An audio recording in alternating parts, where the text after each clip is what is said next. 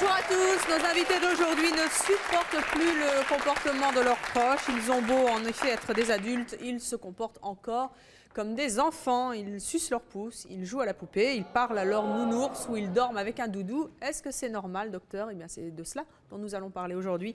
Avant de les recevoir, je vous propose d'accueillir une chanteuse qui fait craquer aujourd'hui de nombreux adultes avec des chansons qui sont normalement réservées aux enfants. Je vous demande de faire un triomphe à Chantal Goya.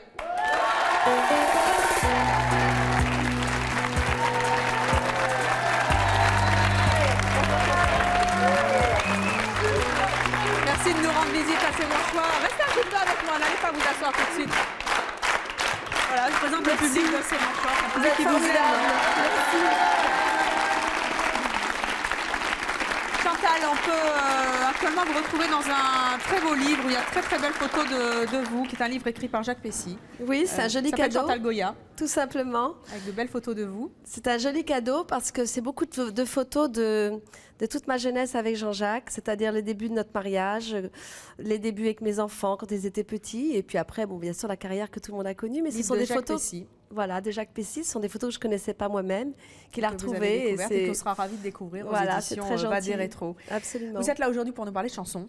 Oui. Qu'est-ce que vous pensez, vous, des gens qui, à 40 ans passés, s'amusent comme des gosses, ont gardé un comportement d'enfant? Écoutez, moi, ça me fait plaisir parce que ça prouve qu'ils ont gardé en eux leur âme d'enfant. Et je crois que c'est très important d'avoir une petite étincelle de magie en soi et qu'une âme d'enfant nous fait rêver. Quand on a des moments difficiles qu'on a tous, hein, parce qu'on n'est pas évidemment magique dans la vie, on a cette petite lumière qui s'éclaire. Et moi, je trouve ça formidable. Vous l'avez gardé, vous, l'âme d'enfant? Moi, tant que je l'ai, je serai toujours près de vous tous.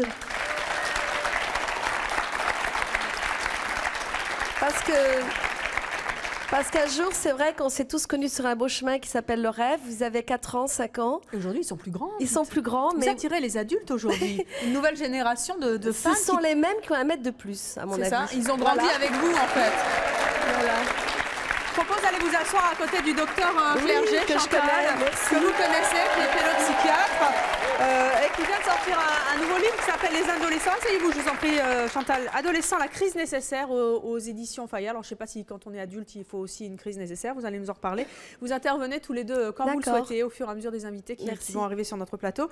Nous allons recevoir donc nos invités et leurs proches qui ne supportent plus leur comportement. Ont-ils tort, ont-ils raison? C'est ce que nous allons découvrir. Je vous propose d'accueillir Daniel et Virginie.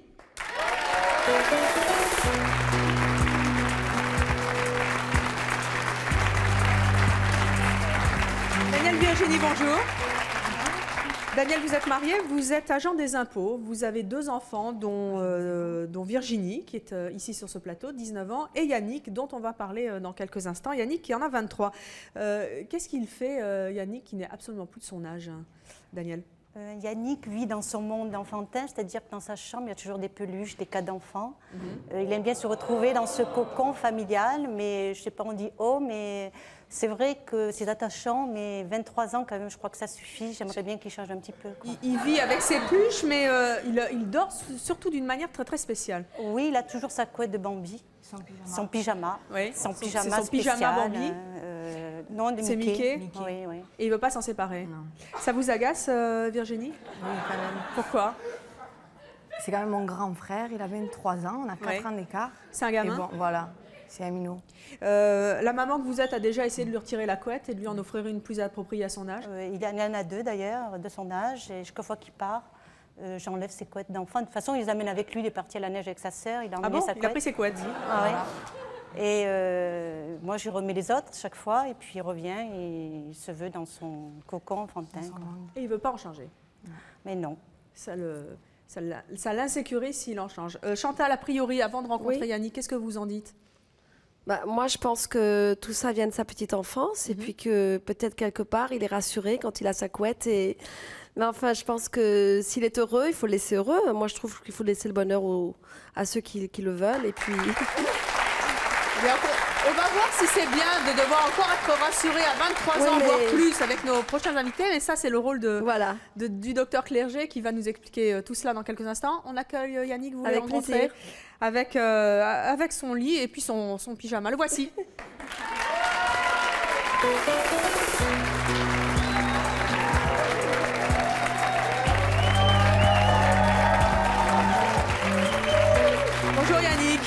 Bonsoir. Alors, on n'a pas osé vous faire venir sans votre couette. Hein? Là, c'est votre couette. Oui. Pourquoi vous voulez toujours celle-là? Parce que c'est ma chambre.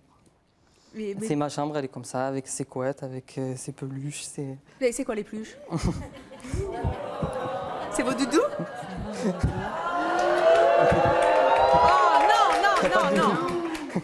Pourquoi vous y tenez tant? Ça, c'est un nounours. Ah, oui, c'est un vieux nounours. En fait, celui-là, je l'ai eu à ma naissance. Oui, et vous l'avez gardé. Voilà. Et ça c'est Donald. Et puis, il y a un petit Titi aussi. En fait, j'en achète, je me ruine un peu, mais j'en achète au fur et à mesure. Vous dormez avec? Au pied du lit. Au pied du lit. Qu'est-ce que ça procure à l'enfant que vous n'êtes plus tout à fait d'avoir tout cela? En fait, on va dire que c'est un peu comme une antre, ma chambre. C'est un endroit où je peux aller me couper du monde et on vous ennuie pas. Voilà, être vraiment chez moi, quoi. Je sais pas. Vous comprenez que maman en est un peu marre, ils sont un peu inquiètes à la limite de votre comportement à 23 ans? Qu'elle en est marre, oui, mais inquiète. Non, ça vous inquiète pas? Non. Les petites amies, quand vous les emmenez dans votre chambre, qu'est-ce qu'elles en pensent?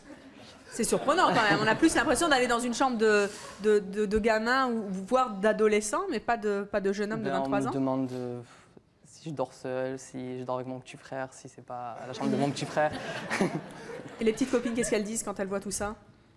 Ça va, elles sont choquées, mais c'est pas... Elles sont choquées? Enfin, choquées sans plus. Hein. Oui, elles s'y font et finalement le reste. Voilà. Ça va, ça se passe bien. Bon, alors, docteur, c'est grave? C'est grave si on souffre, c'est grave si on en fait souffrir les autres. Chantal, tout à l'heure, a réagi comme une maman. Moi, j'aurais presque envie de réagir comme un papa et de lui dire qu'il ne faut pas non plus avoir peur de ce qui vient après, l'adolescence. Vous pensez qu'il a peur? Je crois que derrière ça, même s'il va dire le contraire, je pense que derrière ça, il y a une certaine appréhension de ce qui vient après l'enfance, ou de ce qui vient après l'adolescence. Mais là, j'ai l'impression qu'il est plus resté à 13 ans. Bon, très certainement, qui conserve une certaine nostalgie de son enfance parce que sans doute qu'elle a été agréable et qu'il a été choyé et aimé. Donc ça, cet aspect-là, c'est plutôt positif. Je vous dis, moi, mon bilan, c'est voir si effectivement derrière ça, il n'y a pas une appréhension du temps qui passe, une appréhension de grandir, parce que grandir, c'est aussi renoncer à un certain nombre de choses. Qu'est-ce qu'elle en pense, Mais moi, je trouve maman? qu'il a de la chance d'avoir le nounours de sa petite enfance, de son premier âge, parce que moi, je ne l'ai jamais eu. Et j'aurais rêvé l'avoir pour le montrer à mes enfants un jour, leur donner, que ce soit mon premier nounours, que ce soit le mien, que je le transmette à mes enfants. Il a de la chance parce que c'est magique, ça, un petit nounours comme ça. Vous avez gardé des choses de votre enfance, Chantal? Non, ma pauvre, moi j'étais au Vietnam et puis il fallait que je me sauve à toute vitesse de la guerre. Et j'ai jamais eu de jouets que j'ai pu garder finalement. Parce que l'autre jour, je parlais avec maman, je disais, où sont tous mes jouets quand j'étais petite? Elle me dit, mais on les a donnés à des petits-enfants. Mais c'est vrai qu'il a de la chance d'avoir son nounours. Moi, j'aurais aimé. Du passé? Je sais pas, mais c'est un souvenir émouvant. Moi, je vois ma fille qui a un petit bébé. Tout ce qui est le premier cadeau, ses premières chaussures, elle le garde parce que ça serait un souvenir pour lui plus tard. Enfin, je crois qu'aujourd'hui, on a besoin de garder des choses parce que la vie passe tellement vite que voilà quoi, c'est un souvenir. Et vous allez voir que notre prochaine invitée, elle a gardé les choses de l'enfance. Et quelle habitude a-t-elle gardé? En tout cas, on va accueillir sa fille. Je vous propose d'accueillir Léa.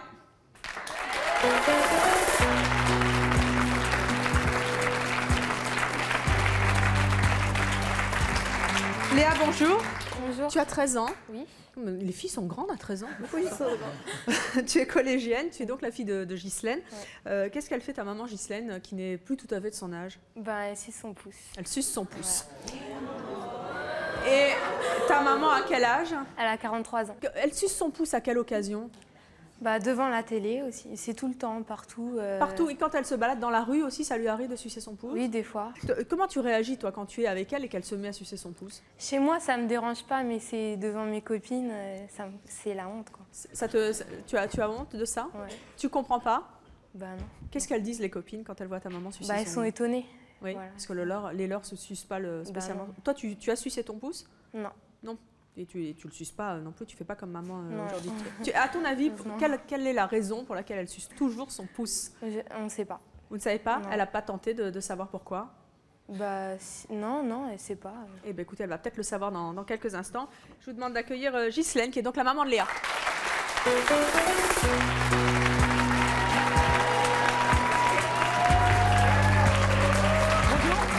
Ghislaine, bonjour. Bonjour. Vous avez 43 ans, vous êtes aujourd'hui célibataire, vous êtes employé dans la restauration. Oui. Votre pouce, vous le sucez vraiment partout? Oui. Et je l'emmène partout d'ailleurs. Oui, mais ça c'est clair, vous ne pouvez pas vous en séparer comme ça. Hein. C'est mon doudou que je peux emmener partout. Vous le faites consciemment ou est-ce qu'il y a des moments où vous oubliez que vous êtes en train de sucer votre pouce ou vous vous mettez à le sucer inconsciemment? Il y a des moments où j'oublie. Oui. J'oublie, il est dans ma bouche et je me dis, bon, il faudrait peut-être que tu arrêtes, Ghislaine, quand même. Et automatiquement, je ressuce mon pouce, quoi, c'est automatique. Ça vous ennuie? Non. Il y a des circonstances dans lesquelles c'est gênant? Oui, ben, avec ma fille. Oui. Et puis, quand je m'en aperçois pas, c'est sûr qu'il y a peut-être des gens qui me regardent et vu mon âge, ils doivent se dire, celle-là... Comment vous faites au travail? Alors, au travail, quand j'ai des manques, je vais vite me laver les mains, je m'assois sur les WC, puis... Enfin, une minute ou deux. Combien de temps ça dure? Il y en a qui vont aux toilettes pour fumer, mais elles vont aux toilettes pour... Oui, Chantal? Non, je dis quand j'ai des manques, c'est ça le nœud de l'histoire, quoi. Oui. À chaque fois qu'il y a un manque, on suce son pouce. Bah oui, mais il faudrait savoir le pourquoi du manque, etc. C'est ce que ça veut dire. Donc, vous vous asseyez sur les toilettes, vous sucez votre pouce, ça dure combien de temps? Mais pas très longtemps, hein. C'est par palier. Hein. Puis bon, il faut quand même que j'aille travailler entre deux. C'est juste histoire de faire ça. Alors, docteur, c'est grave? Mais tout à l'heure, vous compariez ça à la cigarette. C'est vrai qu'il y a beaucoup de gens qui ont remplacé le pouce par la cigarette. Donc il y a une certaine forme... moins nocif. Tout à fait. C'est une forme de dépendance beaucoup moins... Je ne sais pas, c'est vous qui allez le dire. Oh bah, il est clair que le pouce, c'est moins dangereux que la cigarette. Donc, c'est une forme de dépendance beaucoup moins dangereuse. C'est vrai qu'en général, statistiquement, c'est vers 5-6 ans qu'on arrête de sucer son pouce. Pourquoi on arrête? C'est un peu l'entrée, c'est vraiment, on quitte la petite enfance. Les personnes qui continuent de sucer leur pouce, c'est souvent une difficulté de séparation quand même. Cette entrée, comme ça, on devient un petit peu grand, on entre dans l'âge de raison et on se sépare, entre guillemets, de la relation très proche qu'on peut avoir avec sa maman. Et c'est un peu un reliquat de cette difficulté à se séparer. C'est pour ça que c'est si fréquent. Alors, je ne sais pas si c'est le cas. Si, c'est vrai, parce que j'ai dormi avec ma maman jusqu'à 20 ans. Oui. Ah. C'est vrai. Dès que mon père partait, c'est moi qui allais dans son lit. Et c'est vrai que ma mère, j'ai toujours un gros manque de ma mère, c'est vrai ça. Oui, vous avez effectivement occupé une place qui n'était plus la vôtre. Maintenant, donc ça n'a pas un caractère de dangerosité ou de... Elle veut arrêter. Est-ce qu'elle doit arrêter? Ou est-ce qu'elle peut continuer toute sa vie à sucer son pouce et basta, on s'en fiche? Je crois que ce qui importe, c'est de savoir pourquoi elle veut arrêter. Peut-être que derrière cette demande d'arrêter, il y a l'idée, je veux renoncer à ce lien que je n'ai pas su briser avec ma maman. Ceci dit, ce que j'ai envie de dire à sa fille, c'est bon... laisse un peu ta maman tranquille aussi avec ses petites affaires intimes. Bah alors Léa, maman fait ce qu'elle veut, après tout, si elle veut sucer son pouce. C'est vrai que on a le sentiment que c'est le monde à l'envers, mais Ghislaine, vous avez envie d'arrêter pour vous ou d'arrêter par rapport aux autres? Non, pour moi, pour grandir quand même, parce que vous avez le sentiment que j'ai c'est ça qui l'impression de ne pas avoir grandi totalement, quoi, avec ça. Alors, notre prochain invité, lui, n'a pas renoncé au tube de son enfance, au tube de Chantal Goya, pour son plus grand plaisir, et le vôtre, je suppose, Chantal. Il adore vos chansons, ainsi que tous les tubes des dessins animés qui ont fait sa joie quand il était plus petit. Il n'écoute que ça. Je vous demande de l'accueillir. Il s'appelle Gaëtan.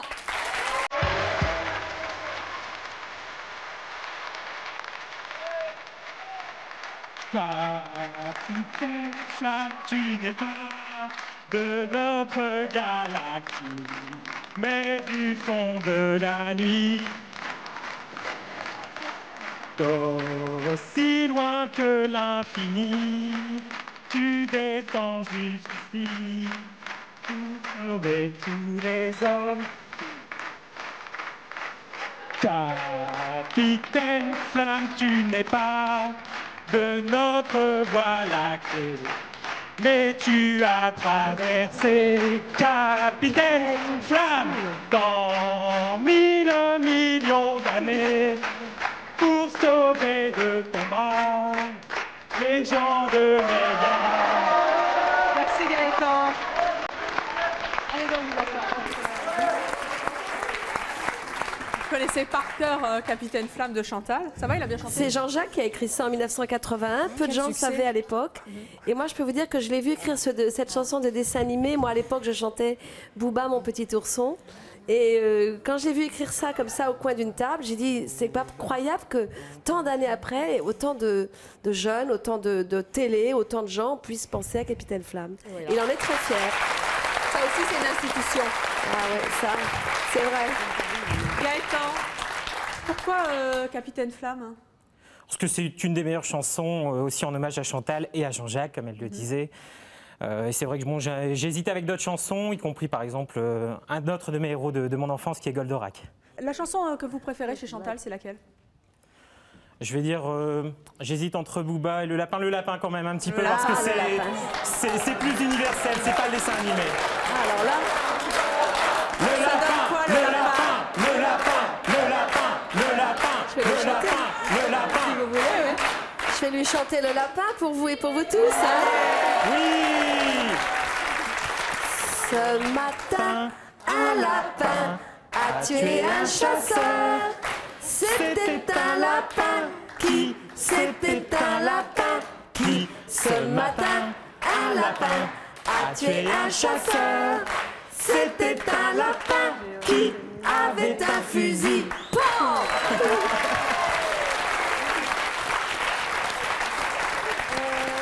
Moi, jeune homme, à qui vous vouliez vous marier quand vous étiez petit?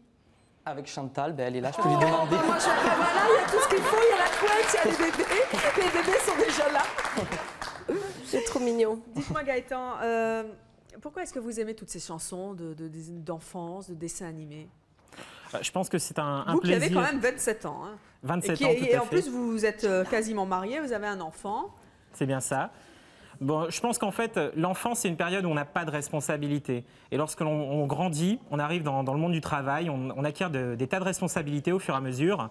Et c'est vrai que quand on termine le travail, on rentre chez soi, on a envie d'arrêter un petit peu et de repartir. On se disait, c'est tellement plus simple. Vous avez des soirées de prédilection, il paraît? Tout à fait. Les parcs d'attractions et surtout la Glooby-Boulga Night, qui est la référence pour ceux qui connaissent. Qui est une soirée culte, c'est quoi? Dites-le pour les néophytes.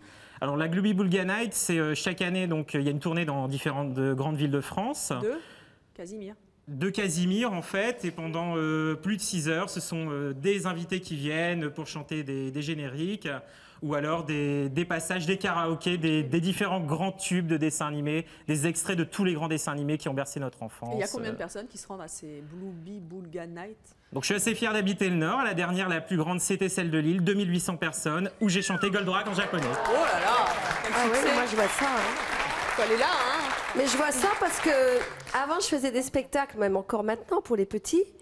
Et aujourd'hui, quand on m'a demandé d'aller chanter dans les boîtes de nuit, je dis mais qu'est-ce que je vais chanter dans les boîtes de nuit? Et finalement, j'ai été hallucinée de voir c'est à 3h du matin en plus. Déjà, j'ai fait 50 rêves depuis.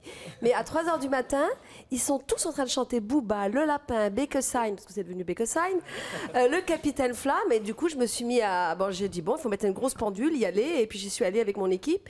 Et j'étais devant 2-3 000 jeunes qui m'ont fait un hommage incroyable. Et c'était hallucinant. Et j'en fais encore. Hein. Et oui, c'est incroyable. Et vous leur mettez la pêche. Et je remets la pêche à 3h du matin. En plus. Chantal, vous n'avez pas le droit de vous arrêter de toute façon. Je m'arrêterai pas, mais je peux vous dire que je prépare bientôt quelque chose de très important pour vous tous. Je me suis battue pendant de nombreuses années et je vais remonter les beaux spectacles du Palais des Congrès. C'est pas vrai. Le mystérieux voyage. Pour qu'il m'amène son petit garçon ou sa petite fille. Pour notre plus grand plaisir. Ça serait mon rêve aussi. Gaëtan, moi je voudrais bien que vous nous chantiez un petit medley de tous les trucs que vous aimez bien. Tu connais Booba? Avec le public, bien sûr. Avec le public, dans ces oui, on va l'aider. Alors, on va avoir les paroles, je crois, dans les écrans. Alors, bah oui, le temps des rires et des chants. Allez. Le temps des rires et des chants, dans l'île aux enfants, c'est tous les jours le printemps. C'est le pays joyeux, des enfants heureux, des monstres gentils, oui c'est un paradis. Au pays de Candy, comme dans tous les pays, on s'amuse, on pleure, on rit, il y a des méchants et des gentils. Et pour sortir des moments difficiles, avoir des amis c'est très utile. Un peu d'astuce, d'espièglerie, c'est la vie de Candy. Albator, du fond de la nuit d'or. Albator, Albator, de bâbord à tribord. Tu veilles sur la galaxie, sur la liberté.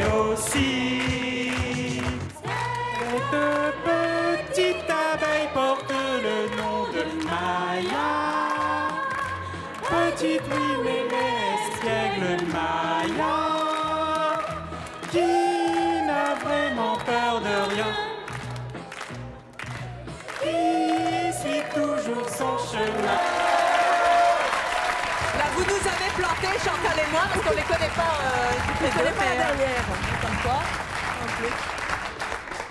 Qu'est-ce qui vous arrive? Il a trop chaud. Vous en avez marre? Maman. Ah, maman. C'est bien les mamans. Elle me manque. Elle vous manque? Oui, vous avez bien raison. Alors, docteur, c'est grave? Je ne veux pas jouer les rabat-joie. Allez-y, allez-y, vous êtes là pour ça, peut-être? Je sais, je suis un cas désespéré. Non, mais les réflexions que ça m'inspire, c'est qu'on voit déjà l'importance de plus en plus grande de la télévision dans la culture populaire et dans la culture infantile, puisque ça vient marquer une génération maintenant. Vous avez écrit d'ailleurs un livre sur l'influence de la télévision sur les enfants. Bravo, oui, qui s'appelle Ils n'ont Dieu que pour elle, chez Fayard.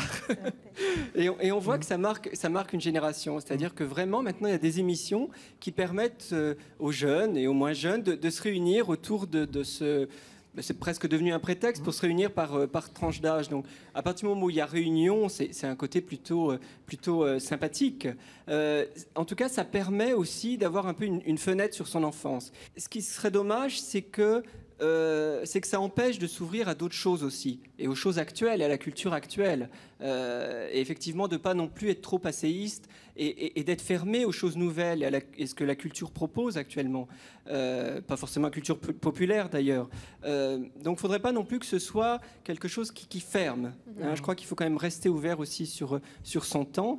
Voilà, mais je vois aussi que monsieur n'est pas non plus complètement fidèle, dupe d'abord. Bon, ça c'est plutôt. C'est ce que me disait Chantal aussi tout à l'heure. C'est qu'elle a raison. Je suis d'accord avec elle. C'est important de faire la différence entre garder une âme d'enfant et rester un enfant. Voilà. C'est vrai que c'est pas la même chose. Mais enfin, monsieur est pas dupe et à la fois non plus pas totalement fidèle, parce que j'ai vu que derrière son dos, il y a la photo de Dorothée quand même. Donc les gens de mon époque ont 3 icônes. Nous avons Ouais. Casimir, nous avons Dorothée et nous avons Chantal. Absolument. Mais Dorothée, quelqu'un que j'aime beaucoup. Alors, je propose d'accueillir maintenant quelqu'un qui a gardé quelque chose de son enfance et qui vit une très très grande histoire d'amour avec cette personne-là, car on peut l'appeler une personne. Martine a 47 ans. Elle va nous faire découvrir dans quelques instants son grand amour. Je propose de l'accueillir. Martine.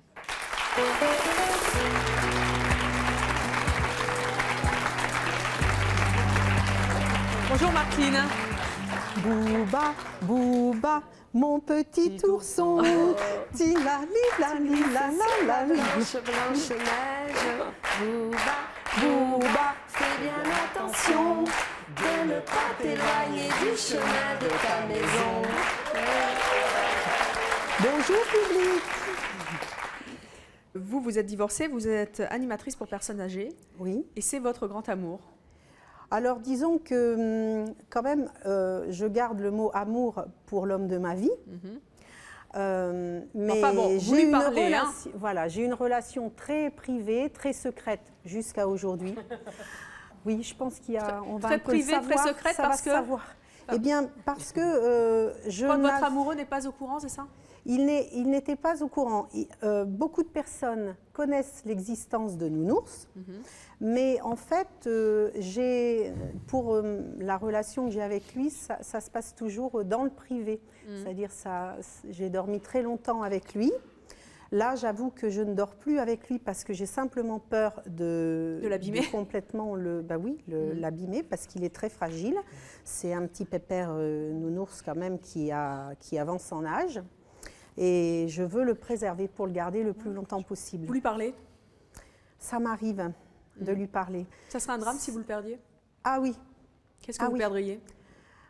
Une partie de moi-même, c'est-à-dire le côté âme d'enfant que j'ai gardé et qu'on a tous quelque part, je pense. Vous avez le sentiment que sans lui, vous ne pouvez pas vous en sortir dans la vie? Je dirais que si, mais j'ai eu des périodes très noires par rapport à des choses très difficiles que j'ai eu à vivre, ne serait-ce que dans mon enfance. Je m'en suis sortie, mais je veux dire, mon ours m'apporte un complément. C'est-à-dire que j'ai besoin de ce refuge. J'ai besoin de le sentir, de le renifler. Et de lui parler, comme un confident. Comme un confident. Et ce que je voudrais dire aussi aux personnes, c'est que je trouve en fait que moi je trouve que c'est adorable Je ne suis pas du tout choquée de voir des personnes qui ont un côté enfant. Heureusement, oui, ça bien sûr. Ça serait embêtant. Mais je pense que quand on garde un nounours ou quand on dort avec un doudou, ou quand on chante des chansons pour enfants, on ne peut pas être foncièrement mauvais quelque part. Et je trouve que s'il y avait davantage de personnes comme ça, je pense que le monde serait presque meilleur. C'est vrai, docteur, on ne peut pas être foncièrement mauvais quand on garde son nounours, qu'on lui parle. Il y a sans doute un peu de vrai. En tout cas, on n'oublie pas l'enfant qu'on a été. Mais je crois que le nounours, c'est quand même, comme beaucoup les doudous, hein, l'histoire du doudou, c'est quand même, ça vient permettre de supporter l'absence de la mère ou parfois l'absence du père aussi, et vient représenter en quelque sorte le parent quand il est absent. Est-ce qu'un nounours, ça équivaut à l'objet, au gris-gris qu'on peut avoir en tant qu'adulte? Vous savez, on a tous quelque chose qu'on veut toucher, un truc de superstition, ou alors quelque chose qui vous rassure. Est-ce que c'est du même ordre ou pas du tout, docteur? Alors, ça peut avoir cette fonction-là, effectivement. C'est l'objet un peu magique qui vient nous protéger de l'angoisse de la mort, enfin toutes les angoisses qui concernent les êtres humains. Donc ça peut avoir cette fonction magique, mais pas seulement. Je crois que ça inclut beaucoup de choses, vraiment ça, et à la fois vraiment la présence parentale, le parent absent. Qui vous l'a offert, ce nounours? Eh bien, en fait, c'est le Père Noël. C'est vrai. Et là aussi, c'est important par rapport au côté merveilleux de l'enfance. Parce que c'est vrai que le Père Noël m'a amené cet ours quand j'avais 4 ans. Bon, c'est lié aussi à mes parents, puisqu'ils avaient fait la lettre au Père Noël. Donc pour moi. Mais c'est vrai que ce que je voulais dire, c'est que je vis plein de choses. Je veux dire, je ne suis pas collée à mon ours, mais j'ai besoin d'avoir un contact au moins visuel dans la journée. Mais je pense qu'effectivement, c'est sûrement lié à beaucoup de choses de mon enfance. Mais c'est un refuge. Puisque vous parliez du Père Noël, si quelqu'un croit encore au Père Noël à plus de 40 ans, mais qui nous appelle et il viendra sur le plateau de C'est mon choix avec grand plaisir. Mais le Père Noël existe? Mais bien sûr, Chantal. Mais vous reviendrez alors pour nous en parler. Mais certainement. Alors, on va accueillir à présent Roxane qui va nous parler de sa sœur et de son beau-frère. Voici Roxane.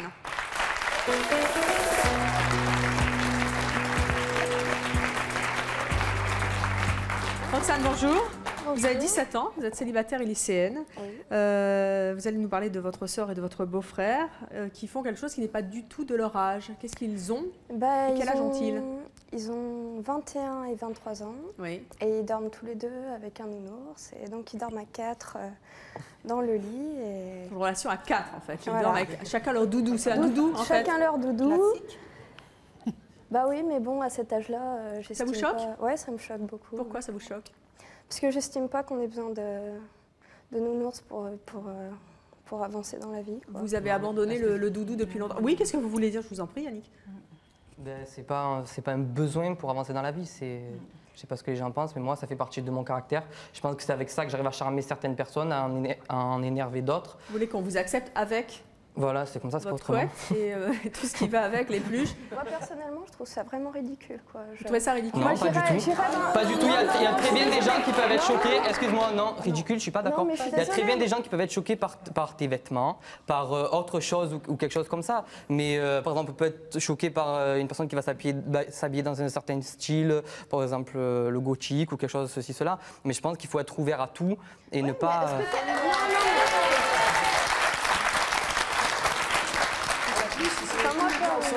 En plus, ils sont ensemble à aimer la même chose. Voilà, ils ont réussi à se trouver dans des points communs, c'est pas bien. Il y en a pas un qui aime son nounours ou ils sont deux à l'aimer.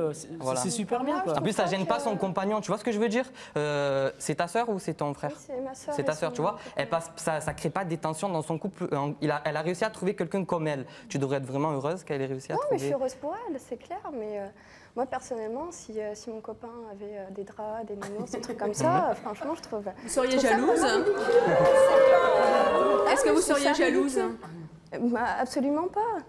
Je trouve ça ridicule. Je peux retourner? Si vous voulez retourner dans votre lit, allez-y. Hein. Un petit coup de maman, un petit coup de Donald. Et tout va bien. Vous savez, c'est mon choix, on vit sa vie. Hein. Non, mais quand il dit qu'il faut être ouvert... Vous trouvez ça ridicule aussi? Oui, mais bien sûr, je trouve ça ridicule d'avoir des... Ah non, je suis... Mais encore quand c'est chez soi, mais... Non, mais c'est d'avoir une espèce d'addiction à quelque chose ou c'est d'avoir quelque chose qui vient de l'enfance? Non, c'est pas quelque chose qui vient de l'enfance, parce qu'on a tous quelque chose, mais qu'on avait quand on était plus petit, mais je pense pas qu'on ait fait besoin de vivre toute sa vie avec. Non, mais quand tu disais qu'il faut être ouvert d'esprit, d'accord, mais tu penses pas qu'en étant, mais en étant dans cette idéologie de la télé qui a fait appliquer une génération complètement. Vous savez, Mickey, c'était avant la télé. Voilà, par exemple, les Glooby-Ghouls, Night, ça me dit pas d'y aller. Oh, chacun votre truc. Vous voyez ce que je veux dire? C'est pas, je veux pas revivre quelque chose qui s'est passé antérieurement. C'est que je continue à m'intéresser à un sujet qui m'a intéressé avant et que j'ai pas décroché. Enfin, vous voyez ce que je veux dire? L'essentiel, c'est une histoire d'amour. Et je trouve que on parle de guerre et tout ça. Est-ce normal d'entretenir une histoire d'amour avec une peluche? C'est bien l'objet de l'émission d'aujourd'hui et pour l'instant, tout va bien, si on en croit le docteur Clerget. C'est pas une manière de se voiler un peu. Parce que les problèmes, on les assume quand même. Parce que non, les problèmes. C'est des gens qui. On est obligé d'avancer dans la vie, de toute façon, on est obligé. Quoi qu'on fasse, on est obligé. Oui, d'accord, mais c'est un côté pour pas, justement, pour... Mais toi, t'as rien, t'as pas de poupée, t'as pas de nounours, t'as... Mais non, j'ai rien. J'ai tout laissé. Est-ce que tu as quelqu'un à qui tu peux te raccrocher quand tu as un problème grave? Tu vois ce que je veux dire? Tu as quelqu'un à qui tu peux te raccrocher? Oui, j'ai des choses, j'ai pas besoin d'un objet matériel. Tu as des choses qui te changent les idées, par exemple, tu fais un sport? Oui. Oui? Voilà, c'est ton sport qui te permet de... Oui, mais c'est pas matériel, j'ai pas besoin de quelque chose de matériel à parler à quelque chose qui va pas me parler en retour. Non, je leur parle pas, regardez, la preuve, vous parlez bien à votre nounours. Allez, écoutez, je vous propose de rentrer dans le vif du sujet avec Aurélia et Jérôme. Ils ne sont donc pas venus seuls, ils sont venus à 4, les voici.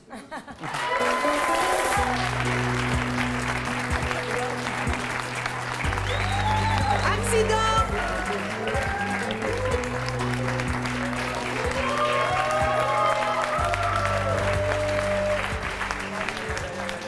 Aurélia, Jérôme, bonjour. Bonjour. Aurélia, vous avez 23 ans, vous êtes assistante de direction. Vous vivez avec Jérôme, 21 ans, qui est étudiant. Vous êtes donc venu à 4. Présentez-nous vos compagnons de jeu. Alors, Candy. Qui a quel âge? 23 ans. Votre âge? Voilà. Et moi, je vous présente Panda. Panda qui a 19 ans. 19 ans, presque votre âge. Vous vous êtes rencontrés parce que vous aviez chacun un doudou, ça s'est fait par hasard? Non, ça s'est fait par hasard. Et vous étiez bien content? Ouais, ça soulage. Ça oui. Ça soulage. Quand vous vous êtes rencontrés et que vous vous avez présenté vos doudous respectifs, comment ça s'est passé? Vous avez vite abordé le problème du doudou ou... Non, c'est venu par hasard en fait. On ne s'attendait pas. Moi, je suis venu chez Aurélia. Puis j'ai vu qu'elle avait un nounours. Puis elle est venue chez moi, elle a vu que j'avais un nounours. Et alors? Et alors, ça nous a fait sourire tous les deux. Puis c'est accepté mutuellement. Et la première fois que vous avez dormi ensemble, vous avez ramené votre panda et votre nounours? Je crois que c'est plutôt depuis qu'on habite ensemble en fait. Parce que moi, en fait, j'ai vachement du mal à le transporter. Enfin, là, déjà, ça a été dur. Parce qu'une fois, j'ai failli me faire voler mes affaires. Et c'est vrai que depuis, c'est hors de question. Ça serait un drame si vous le perdiez? Voilà, si je le perdais, si je me faisais voler ou si la maison brûlait ou des choses comme ça. En fait, c'est ma grand-mère qui me l'a offert, donc qui est plus présente. Et c'est vrai que, depuis, je lui parle, quoi, en fait, un peu à travers elle, quoi. Donc, c'est un porte-bonheur, c'est... Et vous, qu'est-ce qu'il représente, votre panda? Moi, c'est ma petite sœur qui me l'a offert quand j'avais 3 ans. Et en fait, je ne l'ai jamais lâché. Et je ne le lâcherai jamais, je crois. Vous pouvez pas?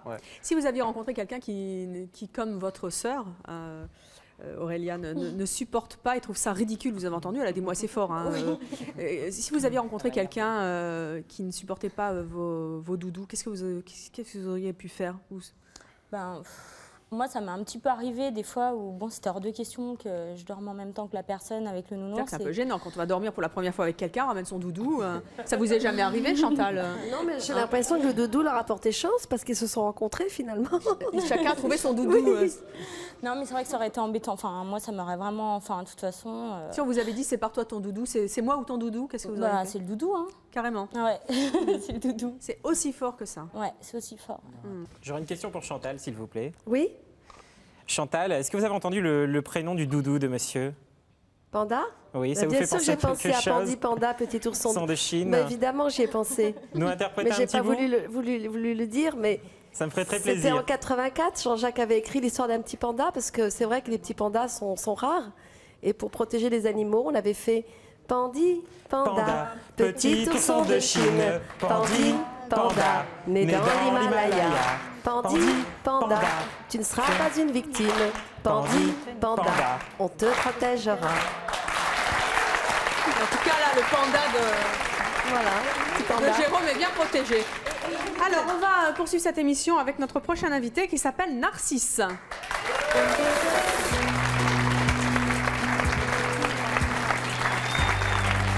Bonjour Narcisse.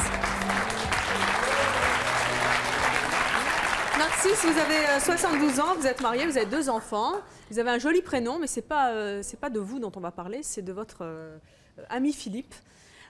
Philippe, il y a quelque chose qui fait qu'il n'est plus tout à fait de son enfance. Qu'est-ce qu'il fait? Philippe, c'est un garçon qui, à travers des matériaux de récupération, à travers des jouets qu'il a piqués à ses enfants, fait toute une féerie avec des choses qu'il reconstruit et qu'il mécanise. Il a 40 ans en fait, hein, c'est ça? Oui, c'est ça. Et donc, quel est le... Racontez-nous, il vit comme un gosse en fait. Il vit comme un gosse. Et c'est un émerveillement à chaque fois qu'il nous produit toute cette féerie, tous ces ensembles que vous allez voir tout à l'heure d'ailleurs. Et à travers chacun d'entre nous, il y reste quand même une âme d'enfant. Et lui, je crois qu'il en a conservé une bonne partie. Il pique les jouets de ses enfants. On va accueillir tout de suite Philippe.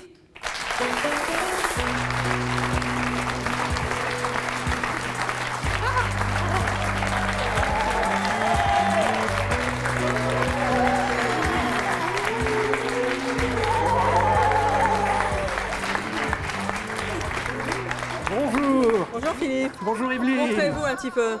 Mon Dieu, comment allez-vous? Philippe, on l'a déjà reçu à Sémonchois, il nous a fait beaucoup rire avec sa maison. Bonjour, car il habite dans le Nord. Il y a tous mes spectacles ce soir, il y a même les fantômes. Bonjour, bonjour.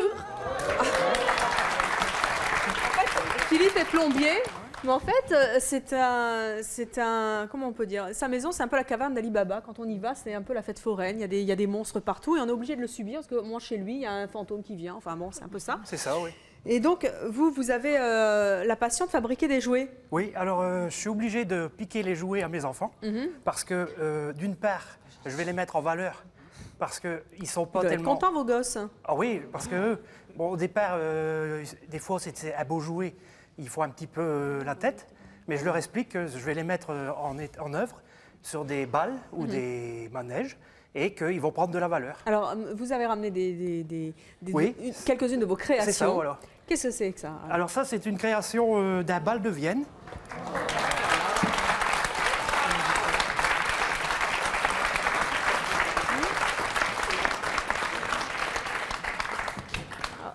Comment ça marche? Qu'est-ce que c'est? Et grâce à des poupées récupérées dans les fast-foods, donc toujours grâce à mes enfants. Parce que c'est l'as de la récup, Philippe. C'est la belle. J'ai pu faire un bal. Donc dès l'instant que j'ai vu qu'ils avaient ramené ça, 2 poupées ou 3, j'ai dit, bon, bah, je vous donne le feu vert. Et il me faut une 60aine de poupées pour faire des couples et puis un bal de Vienne. Alors regardez ça. J'ai une bonne petite clé pour remonter le mécanisme. Ah, c'est une vraie clé en plus. Hein. C'est sympa. Avec des jouets, il en fait d'autres. Il se fait ses jouets à lui. Ah oui, c'est vraiment la clé comme de... Oui.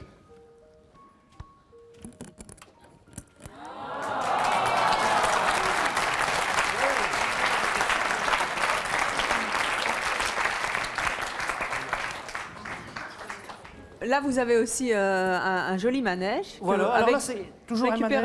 Récupération aussi. Oui, alors c'est un manège de petits sujets que j'ai récupéré. Il est très joli. Avec aussi des chevaux récupérés soit dans les baptêmes et communions. Et puis, comme là, vous voyez, c'est toutes des images qui viennent de boîtes de musique. Donc, je les place pour faire un bon petit manège ancien. Ce qui est bien, c'est que des fois, je m'amuse aussi, c'est à faire des gags. Par exemple, vous nous avez raconté l'autre fois le coup de la grand-mère qui a alors, j'hésite pas plus à faire de 80 ans, c'est ça, chez vous? C'est ça, alors j'hésite pas à faire des gadgets. Elle est arrivée, elle s'est retrouvée avec des morts vivants à table, c'était super. Chez moi, il y a des invités, bon, je ne dis rien, et d'un seul coup, j'allume un cigare comme si de rien n'était, parce que j'aime bien fumer un cigare, et alors, voilà, j'allume ça, ça explose, et le lustre en même temps. Voilà, c'est magique. Et ce qu'il y a de bien, c'est que pouvoir récupérer des matériaux et puis les faire revivre comme ça, c'est merveilleux. Parce qu'ils étaient destinés à la poubelle des fois. Des petits moteurs, des vieux jouets. Bon, bien sûr, les enfants, ils sont obligés de me donner des jouets parce que quand je vois qu'ils jouent avec... Mais les jouets, c'est pour les enfants, Philippe. Ah oui, mais voilà, je les vois jouer avec et je dis, tu sais, papa, il pourrait faire quelque chose de merveilleux avec ça. Il pourrait faire soit un beau bal, soit un beau manège. Et ça leur plaît à vos enfants? Ils sont contents? Oui, c'est-à-dire que voilà, le résultat, il est là et ça leur plaît parce que je mets ça vraiment, je les mets en valeur. Donc eux, ils sont contents de voir même des poupées, je les automatise et ils sont contents de les voir bouger, si vous voulez.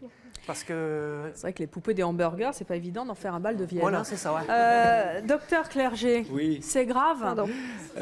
Et on sent que monsieur a un talent foot, j'ai l'impression que monsieur est resté enfant. C'est clair, oui. Mais il y a des enfants qui sont un petit peu tyrans quand même. Et c'est évident que je ne peux pas ne pas réagir sur le fait qu'ils prennent les jouets de ses enfants. C'est pas bien?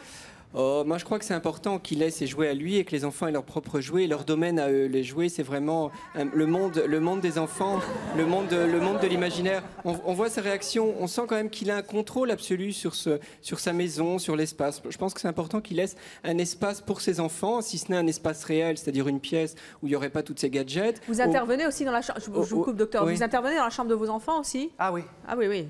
Ouais, oui, moi, je pense que c'est pas très bon pour les gosses, entre nous. Je pense que c'est important qu'ils aient un espace à eux, si ce n'est physique, au moins imaginaire. Donc laissez-les leur jouer, achetez vos jouets, faites vos machineries, c'est assez extraordinaire et je pense que ça plaît beaucoup à vos enfants. Mais respectez quand même un domaine pour vos enfants, sinon ça va bloquer un petit peu leur développement. Ce qu'il y a, c'est que j'arrive pas à me contrôler, c'est dur. Je vais dans leur chambre, j'ouvre le placard. Ouais. Oh là, je vois, c'est merveilleux. En tout cas, c'est votre choix à vous, si je puis dire, d'amuser vos enfants et surtout vous, j'ai l'impression quand même, avec les jouets de vos gosses. Oui, beaucoup, ouais.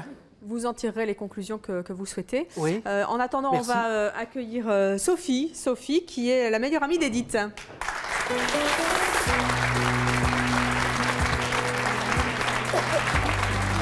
Bonjour Sophie, vous avez 30 ans, vous êtes célibataire et commerciale. Que fait votre meilleure amie Edith qui n'est plus vraiment de son âge? À 46 ans, Edith joue avec des petites poupées mannequins. Des petites poupées? Donc en fait, elle les coiffe, elle les baigne, elle les habille, elle confectionne leurs vêtements, enfin bon. Elle en achète d'autres? Ouais, tout à fait, quand elle a envie, comme ça, pour son anniversaire. C'est comme ça que je l'ai appris l'année dernière. Elle s'est acheté une petite poupée, Yasmina.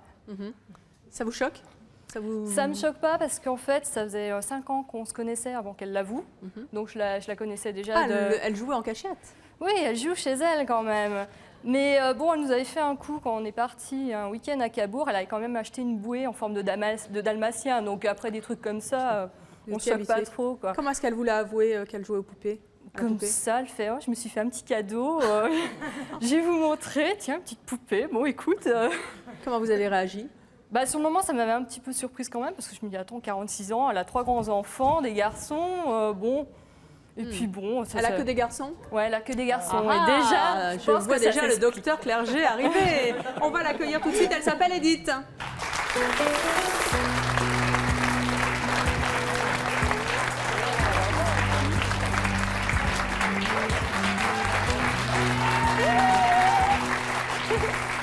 Alors Edith, 46 ans donc, 3 fils, 26, 23, 17 ans. Vous êtes hôtesse d'accueil et vous n'êtes donc pas, vous non plus, venue seule. Vous êtes venue avec vos copines, vos filles? Mes poupées. Vos poupées. Vous nous les présentez? Alors, on va commencer par la plus vieille. Oui. Quel âge? Alors, elle a 15 ans, ça fait 15 ans que je l'ai achetée. Elle s'appelle? Elle s'appelle Lola. Oh, ça me rappelle quelqu'un. Oui. Pour pas qu'elle s'ennuie, je lui ai acheté Nina. Oui. Vous avez vu, elles sont sexes, mes poupées. Hein. C'est pas les poupées avec les tenues princesses. Non, ça m'intéresse pas. C'est des poupées tendance. Alors celle-ci, c'est ma petite nièce Chloé qui me l'a prêtée. On a perdu une chaussure. C'est qui Chloé? C'est ma petite nièce. Et je voulais dire, où est-ce qu'elle est la caméra? Chloé, je crois pas que je vais te la rendre, la poupée. Oh, mais ça va faire un drame. Non, j'aime ses cheveux et voilà. Et ça fait rien. Je suis sûre qu'elle va me la donner. Non, mais je lui rendrai pas, ça c'est clair. Je m'y suis habituée. Il y a quelques semaines que je l'ai. Et on va lui enlever ça, elle a chaud. Elle a chaud? C'est vrai qu'il fait un peu chaud sur le plateau. Il fait chaud sur le plateau, donc voilà. Et puis alors celle-ci, c'est Yasmine. C'est la petite dernière, ça. Ouais. Ah oui, ça c'est la super tendance. Hein. Ouais, celle que je me suis offerte pour mon anniversaire. C'est pas celle qui bouge quand il y a de la musique ou un truc comme ça? Non, non, elle dit rien. Je non, elle dit rien. Je veux pas qu'elle parle les poupées. Non, j'essaie de me mettre un peu au courant. Non. Et je la trouve super tendance et j'aime bien, quoi. Elle est belle. Elles sont quand même très courvêtues, toutes vos poupées, là. Je la trouve très belle. Hein? Elles sont comment? Courvêtues, quand même. Oui, mais c'est ça. Elles sont... Moi, mes poupées, c'est... Elles sont sexy. Oui. Ouais. Pourquoi est-ce que vous jouez à la poupée à 46 ans, Edith? En fait, j'ai 3 fils. Donc, il n'était pas question d'acheter des poupées à mes gamins. Forcément, j'ai vécu avec mes enfants, donc je leur ai acheté des trains électriques, tout ce qu'on achète aux petits garçons. Et j'ai toujours aimé les poupées. Et je me suis dit, il n'y a pas grande chance qu'on m'achète des poupées à moi. Donc, moi, je me suis dit, vas-y, achète-toi une poupée. Je me la suis fait envelopper, paquet cadeau, parce que c'était pour m'offrir à moi. Et puis après, j'ai continué. Et puis celle-ci, c'est un de mes gamins quand même qui me l'a offerte pour la fête des mamans. Mais il était petit, donc il n'a pas trop compris. J'ai dit, moi, j'aimerais bien une petite poupée en chiffon, donc voilà. Vous jouez avec? En fait, si les baigner, si leur faire des shampoings, si leur couper les cheveux, si les habiller, si leur acheter des vêtements, c'est jouer à la poupée, oui, alors je joue à la poupée. Ça vous prend tous les jours? Non, pas tous les jours. En fait, le panier, tel qu'il est là, il est posé dans ma chambre sur une commode. Je les vois tous les jours. En rentrant dans ma chambre, je les vois tous les jours. Vous leur parlez? J'ai besoin, oui, je les trouve très belles. Moi, personnellement, je les trouve très belles, donc je leur dis de temps en temps. Et j'ai besoin, quand ça ne va pas, de prendre mes poupées et de... Je m'isole. Je vous en prie, Philippe. En général, je m'isole, je ne fais pas ça, j'amène pas mes poupées sur la table du salon. Je me mets toute seule sur mon lit et puis je les touche et puis je leur parle. Et puis... En vacances, vous partez avec? J'en emmène une seule, ouais. C'est jamais la même, donc je pense que cette année, ça sera celle-ci. Il y a une élue de votre cœur pendant les vacances, oui, les autres doivent être jalouses. Je leur dis, alors, laquelle qui va partir en vacances avec moi cette année? Ce qui est intéressant, c'est que, elle l'a dit elle-même, elle a eu que des garçons. Et je crois qu'il y a beaucoup de mamans qui, l'air de rien, ont beaucoup de plaisir personnel à acheter des poupées pour leurs filles et à jouer avec. On voit aussi des papas qui jouent avec les trains électriques de leurs enfants. Donc c'est un peu du même registre. Là, on voit qu'il y a un caractère d'intimité. C'est-à-dire, c'est pas comme Yannick où il y a quand même une dimension un peu de provocation. Vous, c'est beaucoup plus intime et c'est quelque chose de très personnel qui, vous le dites, vous permet de vous ressourcer, de vous restaurer. C'est un peu un moment privilégié, presque avec vous-même, finalement. Ça vous fait du bien, ça fait de mal à personne. Ça fait du bien et ça fait de mal à personne. Tant que vous négligez pas, évidemment, votre rôle de mère avec vos garçons. Je suis une maman très responsable, je suis une femme complètement normale, mais j'ai besoin de temps en temps... Mais ce qui est original, c'est ça, c'est que c'est des poupées d'adolescents, enfin des poupées adolescentes et non pas des poupons. On voit que c'est un peu différent du nounours, par exemple, du doudou. Ah oui, ça m'interpelle pas vraiment. Ouais, c'est pas des doudous, c'est autre chose. Les gros baigneurs qui n'ont pas de cheveux, tout ça, ça m'intéresse pas, moi. Et il y a une dimension de collection, j'ai l'impression aussi. Il faut qu'elles soient belles. Projeter sur ces poupées.